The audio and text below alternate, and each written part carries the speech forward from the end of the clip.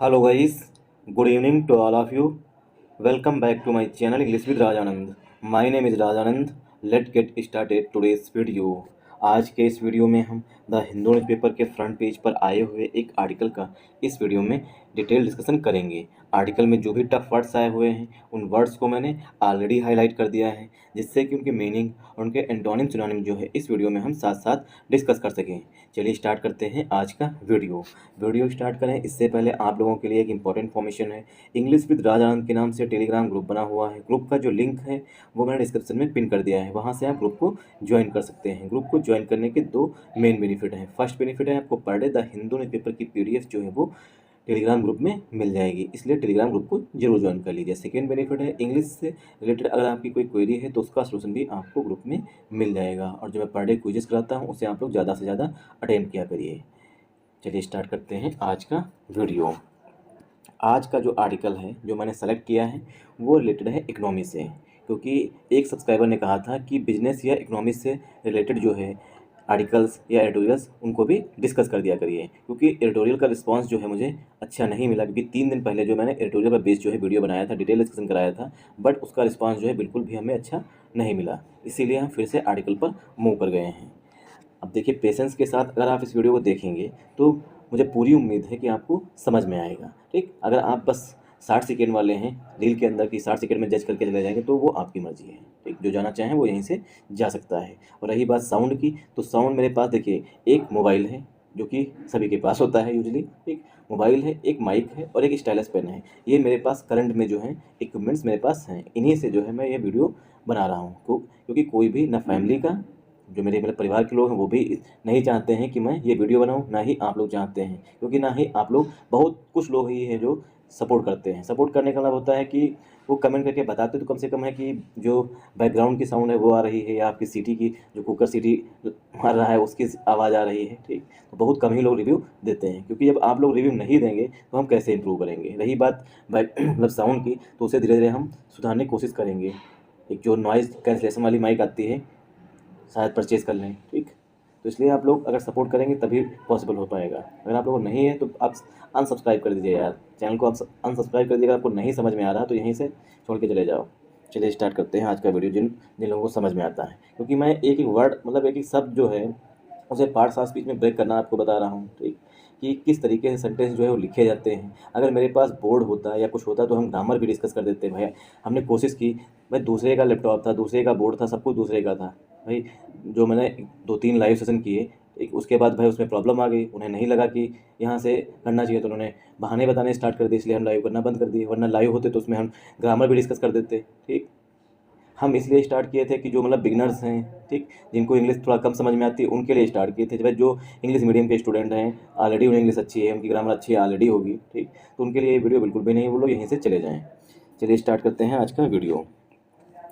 ADB। अब बहुत से लोग करेंगे कि आपने किया क्या है। देखिए, मैं इतने दिन से प्रिपरेशन कर रहा हूँ, मुझे टाइम हो चुका है अच्छा खासा। ठीक, तो मैं अपनी बैंकिंग की तैयारी भी कर रहा हूँ यहीं पर, और मैं यहाँ पर रूम लेकर के रहता हूँ। किस तरीके से मैनेज करता हूँ, हम ये सोच रहे हैं कि जिन लोगों को मतलब बेसिक, जिनकी इंग्लिश नहीं अच्छी, उन लोगों के लिए स्टार्ट किए थे। जो भाई बहुत अच्छे हैं उन लोगों ने बिल्कुल भी नहीं, क्योंकि मैंने झेला है। जब मेरे इंग्लिश में 1 नंबर 2 नंबर आते थे, अब जब मेरे 28 में से मेरे 26 सही हो रहे, 30 में से मुझे 27.75 26.75 नंबर मेरे आ रहे हैं, तो मुझे लगा कि मैं हाँ अब डिस्कस करने लायक हूँ। जब मुझे 5 नंबर आते थे, मतलब मेरे 10 नंबर आते थे, 5 नंबर आते, तो मैं कभी नहीं यूट्यूब चैनल स्टार्ट किया कि अब स्टार्ट कर। जब मुझे लगा कि अब 26.75 अगर 30 में से आ रहे हैं, ठीक, तो ठीक ठाक नंबर हैं, चाहे वो PO हो चाहे क्लर्क हो। ठीक, SSC CGL रहा, उसका स्कोर कार्ड शायद मैंने डाल दिया है। ठीक, रिजल्ट भी डाल रखे हैं मैंने शॉर्ट्स में। ठीक, वैसे भी डाल रखा है, PO मेंस का वो भी डाल रखा है। ठीक, तो बहुत से लोग नहीं जाने हैं तो जान लीजिए भाई। ठीक, चलिए स्टार्ट करते हैं आज का वीडियो।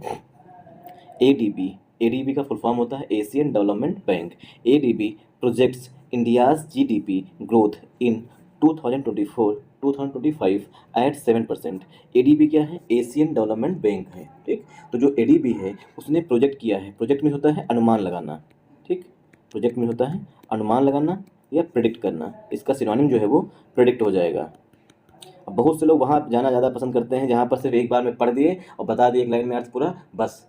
ठीक, वो वहीं पर पसंद करते हैं कि वो ये जानना ही नहीं चाहते हैं कि जो एरर होती है, तो प्रोजेक्ट में यस लगा है, प्रोजेक्ट नाउन भी होता है, प्रोजेक्ट वर्ब के रूप में भी यूज किया जाता है, वो बिल्कुल नहीं जानना चाहते हैं। जब यही प्रोजेक्ट नाउन के रूप में यूज किया जाएगा तब आपको समझ में नहीं आएगा। यहाँ पर प्रोजेक्ट क्या है, ये वर्ब है। आपको मैं एक एक वर्ड बता रहा हूँ कि प्रोजेक्ट वर्ब कब है, कब नाउन होती है। जब प्रोजेक्ट नाउन होगी तब इसका मतलब क्या होता है, ठीक, और प्रोजेक्ट जब वर्ब होगी तब इसकी मीनिंग क्या है, ठीक। तो प्रोजेक्ट जब वर्ब होती है तब इसका मतलब होता है प्रेडिक्ट करना, मतलब अनुमान लगाना। तो एडीबी ने अनुमान लगाया है, एडीबी प्रोजेक्ट्स, एडीबी ने अनुमान लगाया है इंडियाज जीडीपी ग्रोथ, जो भारत की जीडीपी ग्रोथ है उसकी इन 2024 2024 और 2025 में एट 7%। तो एडीबी के अनुसार इंडिया की जो जीडीपी ग्रोथ है वो 7% रहेगी 2024-25 में। मतलब इस फिजिकल ईयर की बात की जा रही है, जो अभी 31 मार्च के बाद 1 अप्रैल से स्टार्ट हुआ है। 2024-25 का ये फाइनेंशियल ईयर चल रहा है करंट में, ठीक।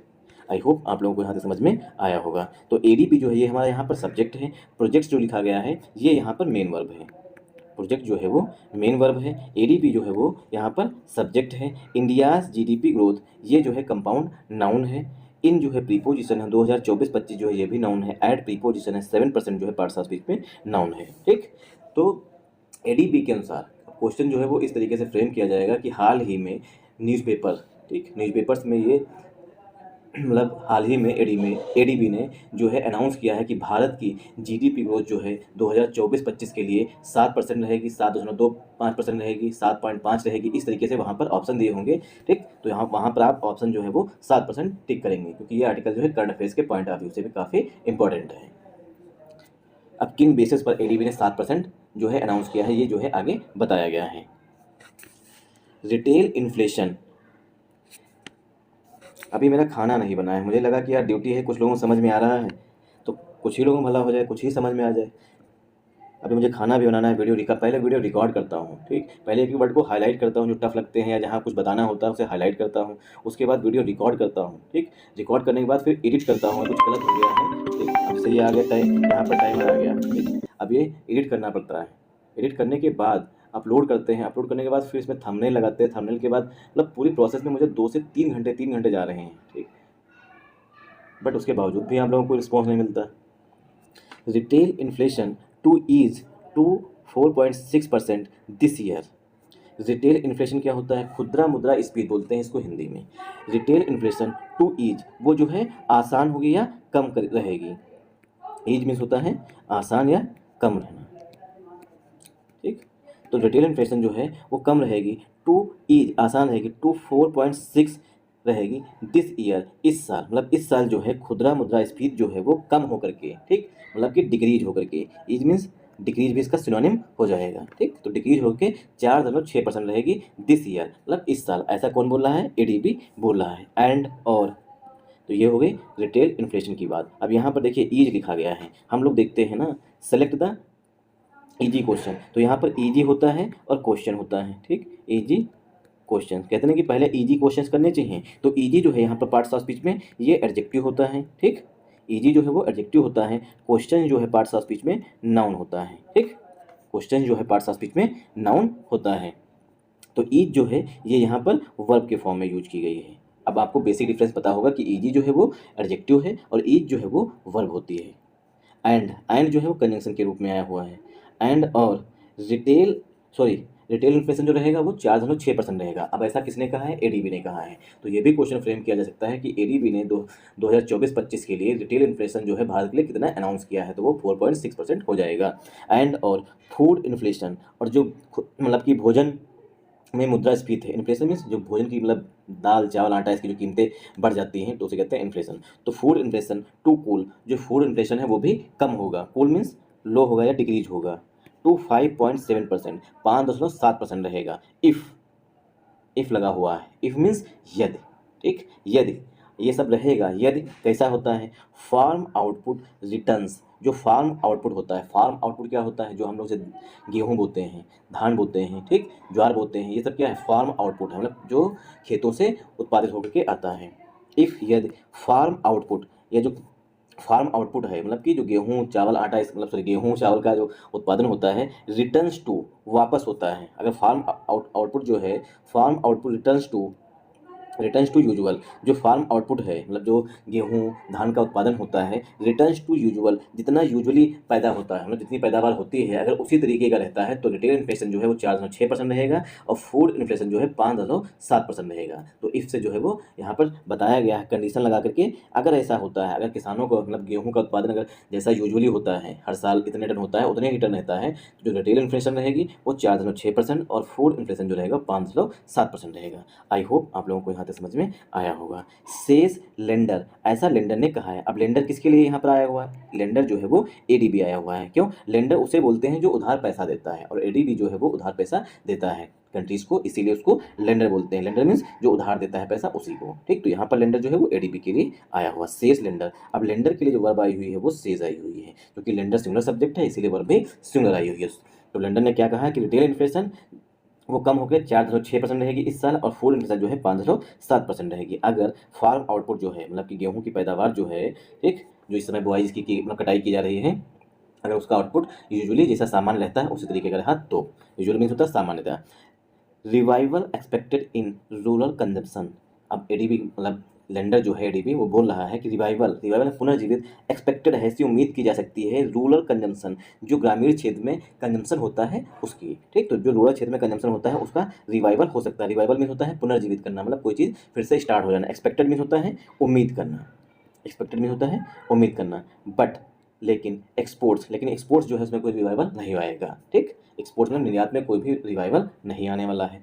FDI inflows still seen muted, जो एफडीआई इनफ्लो है, देखिए इनफ्लो का मतलब होता है आना। ठीक, इनफ्लो मीन्स होता है कोई चीज़ अंदर आना, आउटफ्लो मीन्स बाहर फेंकना। तो एफडीआई इनफ्लो जो बाहरी कंट्रीज से, जैसे अमेरिका हुआ, कनाडा हुआ, फ्रांस हुआ, ठीक, ऑस्ट्रेलिया हुआ, वियतनाम हुआ, इन कंट्रीज से क्या है, वहाँ के जो उद्योगपति हैं, जो पैसे वाले हैं, वो भारत में निवेश करते हैं। तो क्या है, बाहर से पैसा आ रहा है। ठीक, तो उसे बोलते हैं फॉरेन डायरेक्ट इन्वेस्टमेंट। ये सब जो है आगे आर्टिकल में डिटेल में बताया गया है। ये जो यहाँ पर जो सब हेडिंग लिखी गई इसमें सिर्फ थोड़ा बताया गया, आगे जो है वो डिटेल में बताया गया, तो वहाँ पे ज़्यादा आपको समझ में आएगा। अगर आप यहाँ तक देख लिए वीडियो तो पूरा एंड तक जरूर देखिएगा।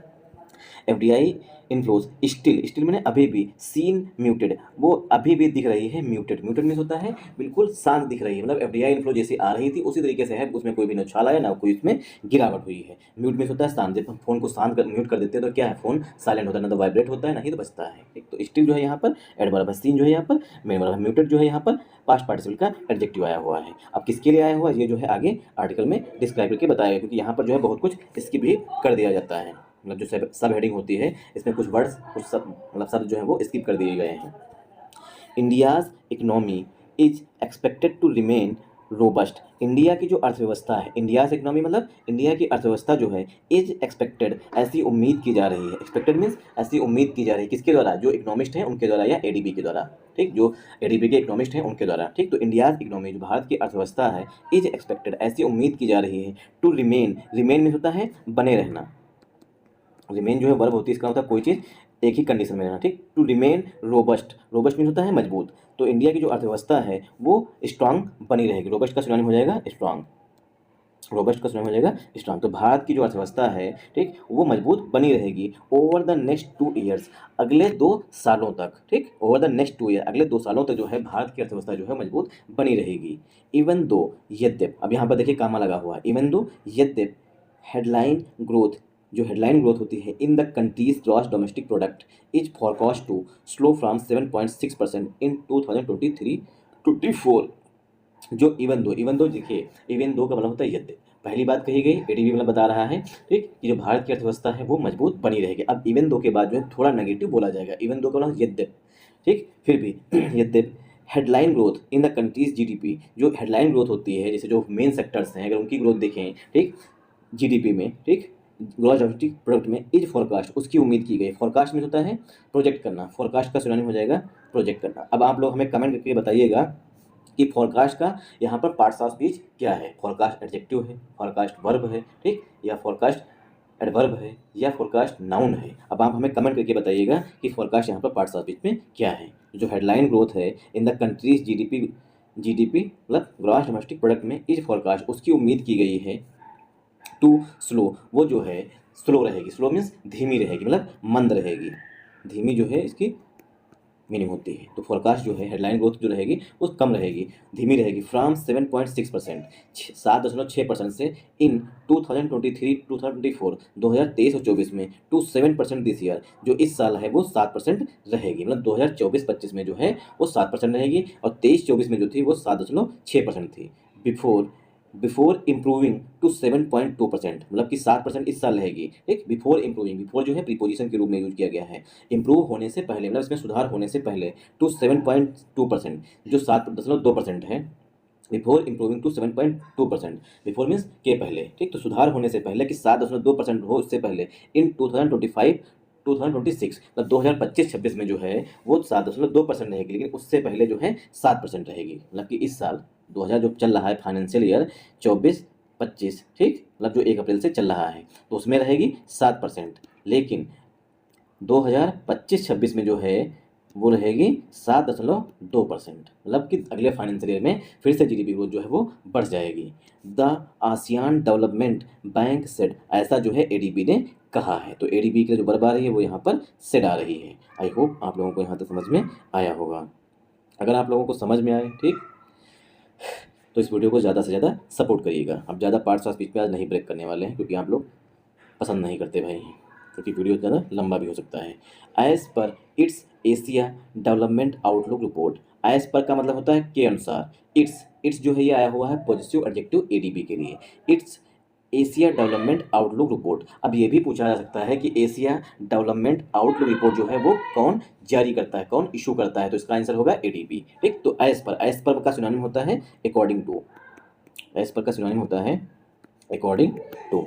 एज पर के अनुसार, इट्स मतलब कि एडीबी के एशिया डेवलपमेंट आउटलुक रिपोर्ट के अनुसार, रिलीज्ड जिसे जारी किया गया था ऑन थर्सडे, बृहस्पतिवार को, the bank aspects retail inflation, जो बैंक है वो एक्सपेक्ट करता है, एक्सपेक्ट में उम्मीद करता है, रिटेल इन्फ्लेशन जो खुदरा मुद्रास्फीति है, to ease to 4.6% this year, मतलब इस साल की बात की गई 2024-25 जो फाइनेंशियल चल रहा है उसमें क्या होगा, ईज मीन्स कम होगी, टू 4.6% रहेगी। मतलब जो रिटेल इन्फ्लेशन है वो ऐसी उम्मीद कर रही है बैंक, बैंक मतलब एडीबी की बात की गई है। ठीक, द बैंक जो है एक्सपेक्ट करता है, एक्सपेक्ट मीन्स उम्मीद करता है कि जो रिटेल इन्फ्लेशन है वो कम होकर के 4.6% रहेगी दिस ईयर, इस साल, एंड 4.5% 2025-2026, और जो 4.5% रहेगी वो 2025 और 2026 में रहेगी। ऐसा जो है बैंक एक्सपेक्ट कर रहा है। अब देखिए, आईएस पर से लेकर के थर्सडे तक जो है ये क्या है, ये एडिशनल इन्फॉर्मेशन दी गई है, और एडिशनल इन्फॉर्मेशन जो है कामा लगाकर लिखी गई है। आई होप आप लोगों को यहाँ तक समझ में आया होगा। जो सब्जेक्ट हमारा यहाँ पर है द बैंक है, मतलब एडीबी के लिए, बैंक को लेंडर भी बोल सकते हैं, एक्सपेक्ट जो है यहाँ पर बैंक के लिए मेन वर्ब आई है, सेंटेंस जो है सिंपल प्रेजेंट टेंस में लिखा गया है, और वर्ब के बाद जो कुछ बचता है वो सब ऑब्जेक्ट होता है। तो एक्सपेक्ट के बाद जो कुछ भी बचा हुआ है ये सब ऑब्जेक्ट हो गया। आई होप आप लोगों को यहाँ तक समझ में आया होगा। इंडियाज, वन सेकेंड, ये क्या हो गया, वन सेकेंड, हाँ, India's persistent food inflation is expected to drop to 5.7%। India's persistent food inflation, जो इंडिया का परसिस्टेंट मीन्स बना हुआ है लगातार, फूड इन्फ्लेशन इज एक्सपेक्टेड ऐसी उम्मीद की गई है, टू ड्रॉप, उसमें क्या होगा, उसमें मंदी आएगी, ड्रॉप का सिनोनिम हो जाएगा स्लो होगा। ठीक, तो फूड इन्फ्लेशन जो है, इंडियाज परसिस्टेंट फूड इन्फ्लेशन, जो इंडिया में फूड इन्फ्लेशन जो है बना हुआ, 150 रुपये किलो जो है अरहर की दाल हो गई 160-170 में। ठीक, तो क्या है ये फूड इन्फ्लेशन है। ठीक, इंडियाज परसिस्टेंट फूड इन्फ्लेशन, जो इंडिया का लगातार फूड इन्फ्लेशन बना हुआ है, इज एक्सपेक्टेड ऐसी उम्मीद की जा रही है, टू ड्रॉप, उसमें क्या होगी, आएगी मंदी आएगी, स्लो आएगी, टू 5.7%, 5.7% रहेगा, एज क्योंकि farm output returns to normal trends this year, जो फार्म का आउटपुट होता है, फार्म में जो किसान है, फार्मर जो है, उनका जो आउटपुट है, मतलब कि गेहूं का उत्पादन, चावल का उत्पादन जो है, रिटर्न्स टू वो वापस होगा नॉर्मल ट्रेंड्स, जैसा नॉर्मल ट्रेंड्स चल रहा था, नॉर्मल ट्रेंड्स का सिनोनिम हो जाएगा यूजुअल, जैसा होता है वैसा रहेगा दिस ईयर, इस साल भी। मतलब कि जो गेहूं का उत्पादन है, जो अन्य फसलों का उत्पादन है, वो जैसे पहले होता था उसी तरीके का जो है इस साल भी रहेगा। आई होप आप लोगों को यहाँ तक समझ में आया होगा। अब यहाँ पर देखिए, सब्जेक्ट जो हमारा वो है इंडियाज परसिस्टेंट फूड इन्फ्लेशन, ये हमारा सब्जेक्ट हो गया, इज यहाँ पर हेल्पिंग वर्ब हो गई, एक्सपेक्टेड यहाँ पर मेन वर्ब हो गई, टू प्लस वर्ब की फर्स्ट फॉर्म से उद्देश्य बताया गया है। ठीक, तो इज के बाद जो कुछ भी बचा दिस ईयर तक ये सब ऑब्जेक्ट हो गया। ठीक, सॉरी 5.7% तक, एज जो है यहाँ पर कंजंक्शन के रूप में यूज किया गया है। ठीक, एज जो एक्सपेक्टेड के सॉरी इज के बाद जो कुछ भी बचा 5.7% तक, यहाँ तक इसका ऑब्जेक्ट हो गया। एस यहाँ पर कंजंक्शन के रूप में आया हुआ है, ठीक, एस जो है वो कंजंक्शन के रूप में आया हुआ है। फार्म आउटपुट जो है ये हमारा सब्जेक्ट हो गया। फार्म आउटपुट की जो वर्ब है वो मेन वर्ब है, रिटर्न्स है यहाँ पर, ठीक। रिटर्न्स के साथ प्रीपोजिशन टू का यूज किया जाता है, ठीक। रिटर्न्स टू में वापस आना। नॉर्मल ट्रेंड्स, नॉर्मल एडजेक्टिव हो जाएगा, ट्रेंड्स पार्ट्स ऑफ स्पीच में नाउन हो जाएगा। दिस जो है ये भी एडजेक्टिव है, ईयर पार्ट्स ऑफ स्पीच में नाउन हो जाएगा। आई होप आप लोगों को यहाँ तक समझ में आया होगा। With the US reporting a resurgence in inflation, with मैंने जब, जो यूएस है, यूएस मीन्स यूनाइटेड स्टेट, मतलब कि अमेरिका की बात की जा रही है। विद मैंने जब यूएस जो है, अमेरिका जो है, रिपोर्टिंग वो रिपोर्ट कर रहा है अ रिसर्जेंस इन इन्फ्लेशन, की जो मुद्रास्फीति है, इन्फ्लेशन मीन्स जो किसी वस्तु की कीमतें बहुत तेजी से बढ़ जाती है उसे कहते हैं मुद्रास्फीति, ठीक, शॉर्ट में समझ लीजिए। जो इन्फ्लेशन है उसमें जो रिसर्जेंस आएगी, मतलब कि फिर से जो है उसमें उछाल आएगी, मतलब मुद्रास्फीति जो है, मतलब इन्फ्लेशन जो है अमेरिका में फिर से बढ़ेगा। इन मार्च, मार्च में, ठीक, मार्च में। Dimming prospects of much anticipated interest rate cuts from the federal reserve. Federal reserve जैसे कि अपने यहाँ आरबीआई है, रिजर्व बैंक ऑफ इंडिया है, ऐसे ही अमेरिका का जो मेन बैंक है, ठीक, सर्वोच्च बैंक है, वो कौन है? फेडरल रिजर्व है। तो फेडरल रिजर्व जो है, जैसे अपने यहाँ आरबीआई है तो आरबीआई से उम्मीद करते हैं कि आरबीआई जो है रेट्स में कट करेगा, इसी तरीके से अमेरिका वाले लोग जो है वो फेडरल रिजर्व से जो है वो उम्मीद कर रहे थे, ठीक। तो फेडरल रिजर्व से उम्मीद कर रहे थे इंटरेस्ट रेट कट्स, ये जो इंटरेस्ट रेट हैं उसमें कटौती की जाएगी। कट्स मीन्स कटौती की जाएगी। मच एंटीसिपेटेड, इसका जो है बहुत लंबे समय से इंतजार किया जा रहा था। डिमिंग प्रोस्पेक्ट्स, उसकी जो संभावनाएं हैं, ठीक, तो वो डिम होती जा रही हैं। डिम मीन्स जैसे लाइट जब कम हो जाती है तो बोलते हैं कि एक फेज से आ रही है, डिम हो गई, मतलब कि कम होती जा रही है। तो डिमिंग प्रोस्पेक्ट, जो संभावनाएं हैं, प्रोस्पेक्ट मीन्स पॉसिबिलिटीज, प्रोस्पेक्ट का सिनोनिम हो जाएगा पॉसिबिलिटीज, पॉसिबिलिटीज, ये जो है इसका यहाँ पर सिनोनिम हो जाएगा, ठीक। तो डिमिंग प्रोस्पेक्ट, जो संभावनाएं हैं वो कम हो रही हैं, किसकी? Much anticipated interest rate cuts, जिसका बहुत लंबे समय से इंतजार किया जा रहा था, एंटीसिपेट किया जा रहा था कि जो है फेडरल रिजर्व जो है उसमें अपनी इंटरेस्ट रेट जो है वो उसमें कटौती करेगी। द एडीबी नोटेड, एडीबी ने नोट किया है दैट की a higher for longer, higher मतलब ऊंची, और फॉर लॉन्गर लंबे समय के लिए, इंटरेस्ट रेट रिजीम की जो एडीबी है उसने नोट किया है कि हायर जो फेडरल रिजर्व है उसकी जो इंटरेस्ट रेट्स हैं वो ऊंची रहेंगी फॉर लॉन्गर, लंबे समय तक। Interest rate regime, interest regime, regime का सिनोनिम होता है सिस्टम या पद्धति से बोलते हो। तो इंटरेस्ट रेट रिजीम जो है वो लंबे समय तक जो है उच्च रहेंगी और लंबे समय तक ऐसे ही बनी रहेंगी। वुड हैव सम इम्पैक्ट, वो जो है कुछ इम्पैक्ट डालेंगे on, would have some impact on, जो फेडरल रिजर्व कटौती नहीं कर रहा है, ठीक, तो एडीबी कह रहा है कि कुछ जो है इम्पैक्ट डालेगी। इम्पैक्ट के बाद जो प्रीपोजिशन है वो यूज किया जाता है ऑन, नोट डाउन कर लीजिएगा। सम इम्पैक्ट मतलब थोड़ा जो है इम्पैक्ट डालेगी ऑन एशियाज इन्फ्लेशन आउटलुक, जो एशिया की इन्फ्लेशन आउटलुक है उस पर। With a slightly smaller dent in growth, जो ग्रोथ है उसमें थोड़ा सा रुकावट पैदा करेगी। डेंट मीन्स होता है धब्बा, दाग अच्छे हैं, दाग होता है डेंट, ठीक। With a slightly smaller dent, उसमें थोड़ी जो है कमी या रुकावट देखने को मिलेगी इन ग्रोथ में। आई होप आप लोगों को यहाँ तक समझ में आया होगा। हाउ एवर का माना होता है यद्यप। दिस इम्पैक्ट, जो इम्पैक्ट है, जो फेडरल रिजर्व जो है वो कटौती नहीं कर रहा है उसका जो इम्पैक्ट रहेगा उसकी बात की गई है। हाउ एवर यद्यप, this impact would be more pronounce, जो ये इम्पैक्ट है उसे और अधिक प्रोनाउंस किया जा सकता है, एंड परसिस्टेंट, और ये जो इम्पैक्ट है इसका वो बना रहेगा। किस पर बना रहेगा?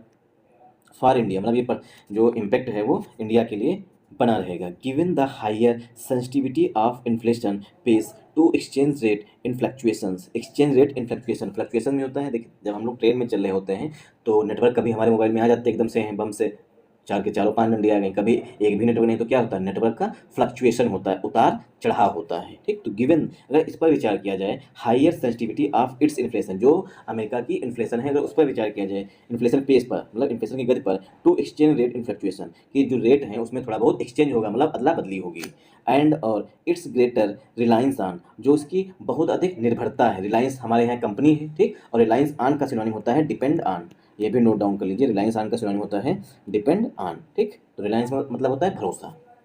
रिलायंस ऑन इम्पोर्टेड गुड्स, जो इम्पोर्ट किया जा रहा है गुड्स मतलब सामान, उस पर। इट सेड, ऐसा जो है एडीबी ने कहा है। अगर आप लोगों को समझ में नहीं आ रहा है तो कहीं ना कहीं जो टर्म्स आ रहे हैं शायद उस वजह से समझ में नहीं आ रहा, फिर भी हम कोशिश कर रहे हैं आपको डिटेल में डिस्क्राइब करने की। मोर ओवर, इसके अतिरिक्त, if the spike in shipping cost, जो शिपिंग कॉस्ट होती है, मतलब एक देश से अगर कोई जैसे चाइना से हमें कुछ सामान मंगाना तो शिप के माध्यम से आएगा ना, तो उसकी क्या होती है, कॉस्ट लगती है, मतलब कीमत लगती है, ठीक। इफ़ द स्पाइक, स्पाइक नहीं होता किसी चीज़ में बहुत ज़्यादा वृद्धि होना शिपिंग कॉस्ट में, ट्रिगर्ड बाय द स्ट्राइफ, जो तनाव है, स्ट्राइफ में होता है जो लड़ाई झगड़ा है, तनाव है, इन द रेड सी पर, रेड सी में परसिस्ट, अगर वो बना रहता है, ठीक, तो स्पाइक जो है वो बनी रहेगी। यहाँ पर जो राइटर है वो, जो मतलब लेखक है वो बता रहा है कि अगर जो रेड सी है उसमें स्ट्राइफ, स्ट्राइफ मीन्स तनाव या लड़ाई झगड़ा जो है बना रहता है, जो कि शिपिंग कॉस्ट की शिपिंग कॉस्ट जो है वो महंगी हो जाएगी, ठीक। शिपिंग कॉस्ट ट्रिगर किसकी वजह से होगी, शिपिंग कॉस्ट बढ़ेगी किसकी वजह से, जो तनाव है, स्ट्राइफ है, इसकी वजह से, ठीक। तो वो जो है स्पाइक जो है वो बनी रहेगी, मतलब कि इन्फ्लेशन जो है वो बनी रहेगी। तो स्पाइक का सिनोनिम हो जाएगा इन्फ्लेशन। क्यों? क्योंकि जब तनाव होगा रेड सी में तो जो जो भी मतलब कोई सामान मंगाएगा तो उसकी कीमत भी कहीं से, अगर दूसरी जगह से घुमा करके कोई सामान लेकर के आएगा तो उसकी कीमत भी ज़्यादा हो जाएगी। It could it could add to inflation pressures across developing Asia. It could, अब ये जो रेड सी में जो प्रॉब्लम्स हैं, स्ट्राइफ जो है, तनाव जो है, उसकी वजह से इट कुड ऐड, या ऐड कर सकता है, टू इन्फ्लेशन प्रेशर, इन्फ्लेशन को अधिक प्रेशर दे सकता है ना, उसे बढ़ा सकता है, अक्रॉस डेवलपिंग एशिया, पूरे डेवलपिंग एशिया में, मतलब कि जो अभी डेवलप हो रहा है एशिया वहाँ पर। अब projected normal monsoon this year, अब प्रोजेक्टेड नॉर्मल मानसून, मतलब जो मानसून है वो इस साल जो है प्रोजेक्ट किया गया, मतलब अनुमान लगाया गया है कि वो नॉर्मल रहेगा, दिस ईयर, इस साल, विल एल्सो मतलब भी, अब projected normal monsoon this year will also, अब ये क्या करेगा, जो मानसून है वो नॉर्मल रहेगा तो उससे क्या है, क्या बेनिफिट होगा, ये जो है आगे डिस्कस किया गया है। One second. द प्रोजेक्टेड अब मुझे भी इरिटेशन होने लगती है जब इस तरीके से होता है, आप लोगों को ही थोड़ी ना, मुझे भी इरिटेशन होता है। द प्रोजेक्टेड क्या था, हेल्प, जो प्रोजेक्टेड मानसून था, हेल्प वो मदद करेगा, रिवाइव, रिवाइव मीन्स पुनर्जीवित करने में, रूरल कंजम्पशन, जो रूरल कंजम्पशन में होता है, मतलब ग्रामीण क्षेत्रों में कंजम्पशन मतलब उपभोग जो होता है उसको भी रिवाइव करेगा, पुनर्जीवित करेगा। रिवाइव जो है यहाँ पर पार्ट साथ बीच में वर्ब है, हेल्प जो है वो भी वर्ब है, ठीक। तो जो नॉर्मल मानसून है ऐसे उम्मीद की जा रही है कि वो मदद करेगा, हेल्प मीन्स मदद करेगा, रिवाइव मतलब पुनर्जीवित करने में, रूरल कंजम्पशन को, जो ग्रामीण क्षेत्र में कंजम्पशन होता है उसको वो पुनर्जीवित करेगा। जब फसल अच्छी होगी तो किसानों के पास पैसा अच्छा होगा, पैसा अच्छा होगा तो वो भी ज़्यादा से ज़्यादा परचेज करेंगे। Which was muted last year, जो कि पिछले साल शांत रहा था, म्यूटेड मीन्स कम रहा था, शांत रहा था, due to erratic rainfall, erratic rainfall means कुछ क्षेत्रों में बारिश हुई, कुछ क्षेत्रों में बारिश नहीं हुई, तो इरेटिक रेनफॉल की वजह से, अफेक्टिंग द फार्म सेक्टर, जो फार्म सेक्टर था उसको इरेटिक रेनफॉल जो था उसने प्रभावित किया था, अफेक्टिंग मीन्स प्रभावित किया था, द फार्म सेक्टर को, ठीक। तो पिछले साल जो बारिश हुई थी वो इरेटिक रेनफॉल हुई थी, इसी वजह से उसने फार्म सेक्टर को अफेक्ट किया था, प्रभावित किया था, ठीक। तो इस साल नॉर्मल रहेगा तो लोगों के पास पैसा हो तो वो परचेज करेंगे, तो क्या है, रूरल कंजम्पशन भी बढ़ेगा। With greater demand for work, greater demand मतलब पहले से ज़्यादा जो है वो मांग है, फॉर वर्क काम करने के लिए, under the Mahatma Gandhi national rural employment guarantee act scheme, जो मनरेगा स्कीम है उसके अंतर्गत, मतलब क्या है, अब अधिक मांग होगी मनरेगा स्कीम के अंतर्गत। सिग्नलिंग, ऐसे संकेत दिए गए हैं, द रिजल्टेंट स्ट्रेस, जो रिजल्टेंट स्ट्रेस है, जो इस पर स्ट्रेस में होता है जोर दिया गया है, ठीक। इन इंडिया, भारत में, 35 मिनट का वीडियो अभी हो गया है। इन इंडिया, भारत में, growth is forecast to remain strong, जो ग्रोथ है मतलब वृद्धि जो है, ग्रोथ इज फोरकास्ट, ग्रोथ जो भविष्यवाणी है की जा सकती है, टू रिमेन स्ट्रांग, वो स्ट्रांग बनी रहेगी, मतलब मजबूत बनी रहेगी। स्ट्रांग का सिनोनिम हो जाएगा रोबस्ट, रोबस्ट मीन्स मजबूत, एज क्योंकि राइजिंग कंजम्पशन कंप्लीमेंट्स कंटिन्यूड, क्योंकि राइजिंग कंजम्पशन, जो कंजम्पशन होगा, जो उपभोग होगा वो लगातार जो है बढ़ता रहेगा, कंटिन्यू में लगातार बढ़ता रहेगा, इन्वेस्टमेंट ग्रोथ भी बढ़ती रहेगी। सेड अब्दुल आबिद, ऐसा जो है अब्दुल आबिद ने कहा है कि जो ग्रोथ है, ग्रोथ फोरकास्ट जो है वो स्ट्रांग बनी रहेगी। क्यों बनी रहेगी, उन्होंने अब्दुल आबिद ने ऐसा, वन सेकेंड, अब्दुल आबिद सेठ अब्दुल आबिद, ऐसा अब्दुल आबिद ने कहा। Director of ADB's macro economics research division, जो अब्दुल आबिद हैं वो डायरेक्टर हैं, ठीक, किसके, एडीबी, जो एडीबी बैंक है उसके माइक्रो इकोनॉमिक्स रिसर्च डिवीजन, जो माइक्रो इकोनॉमिक रिसर्च डिवीजन है उसके ये डायरेक्टर हैं। एस जैसा कि S India accounts for 80% of south Asia GDP, जैसा कि जो भारत है वो साउथ एशिया की जो जीडीपी है उसका 80% अकाउंट फॉर करता है, मतलब अपने पास होल्ड करता है। It is still the fastest growing सब रीजन, जो भारत है वो सब फास्ट ग्रोइंग सब रीजन है, विद इम्प्रूविंग डोमेस्टिक डिमांड, जो डोमेस्टिक डिमांड है वो क्या हो रही है, बढ़ रही है। एस क्योंकि प्राइजेस मॉडरेट, क्योंकि कीमतें जो है वो मॉडरेट हुई हैं, पहले की तुलना में इन्फ्लेशन कम हुआ है, मोस्ट इकोनॉमीज, अधिकतर अर्थव्यवस्थाओं में ही नोटेड, ऐसा जो है अब्दुल आबिद ने नोट करते हुए कहा है, ठीक। Thanks for watching this video. जय हिंद। कुछ बातें अगर कड़वी लगी हों, ठीक, तो सुन लीजिएगा, क्योंकि जो मेरे मन में था